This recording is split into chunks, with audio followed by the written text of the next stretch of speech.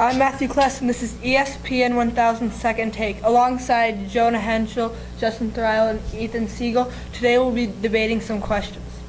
Our first one is, does Paul George on the Thunder make them a title contender? Jonah?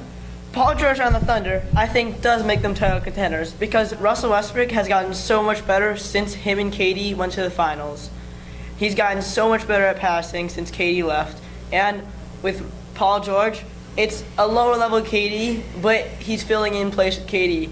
And to the Warriors, they were a threat without KD, but back then Curry was much better. So I do think that they can be a finals threat this year. Interesting. Justin? I disagree because the West is just too stacked right now for the Thunder to be title contenders.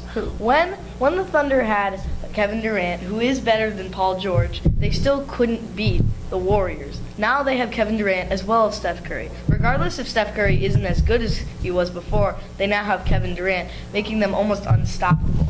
Plus, there's the Rockets in the playoffs, who I also think will be better, considering they have James Harden and Chris Paul. So, I agree. I mean, there's so much competition in the West between the Warriors, who are still by far the best team in the NBA, maybe considered as one of the greatest ever. You also have the Rockets and teams like even the Clippers and the Pelicans, who will provide decent competition.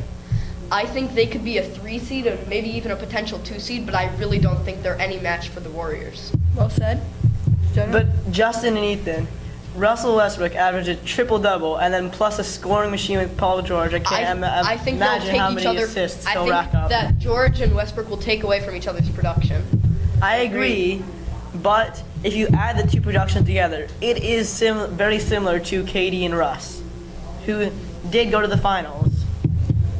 I just still don't think they can match the Warriors with KD, Steph, and Clay, and Draymond. It just goes They on. have the talent to go to the Western Conference Finals. I think they can be a 2 seed and get there, but I just don't know if they can beat the Warriors. But I think they have a good chance of winning them or beating them. Anyway, let's go to question 2. Who has the best shot of winning the Eastern Conference this year?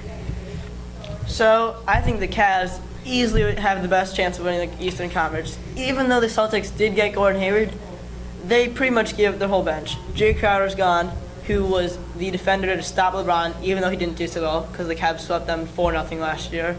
And then they also give Avery Bradley, who was a good 3-and-D guy last year, and now they don't really have anyone to stop LeBron. Gordon Hayward, he's an all-star, I'll tell you that. He's a good scorer, but he's not the best defender to stop LeBron. Justin? okay.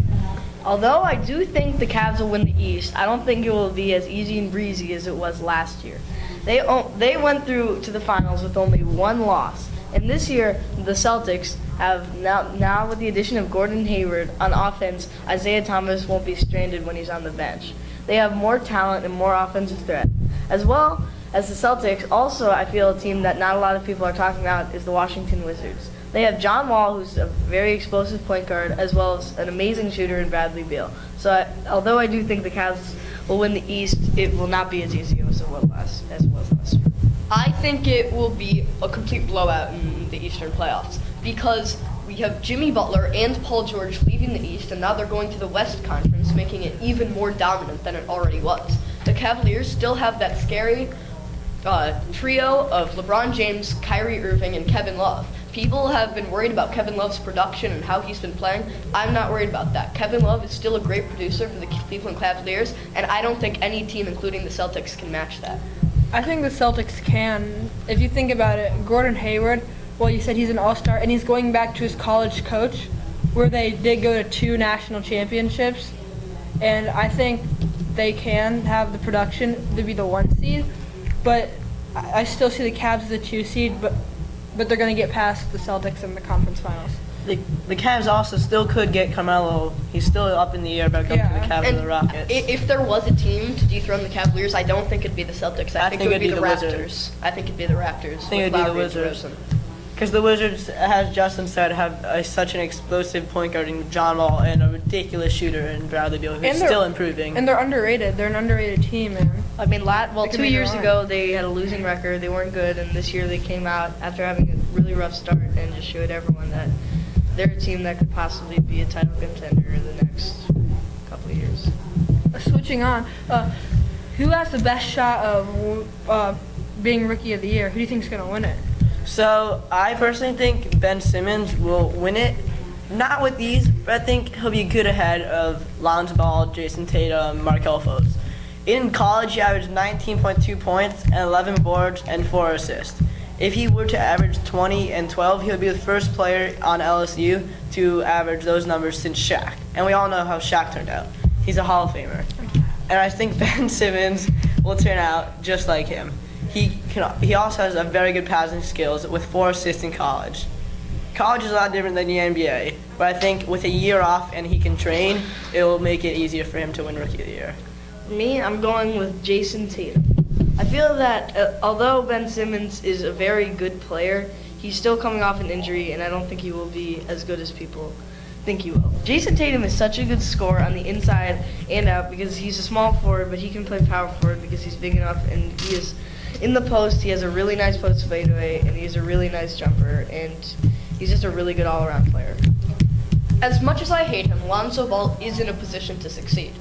D'Angelo Russell is now out of LA, making him and Brandon Ingram the premier players in Los Angeles. He is a three-way player. He scores, he has assists, and he gets the rebounds. I think that sets him up really nicely to win Rookie of the Year.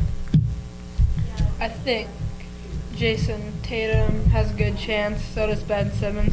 But if there's a wild card in this, I think it's going to be Frank Mason III. Well, that's all. Thank you for tuning in to ESPN 1000's Second Take. Have a great day.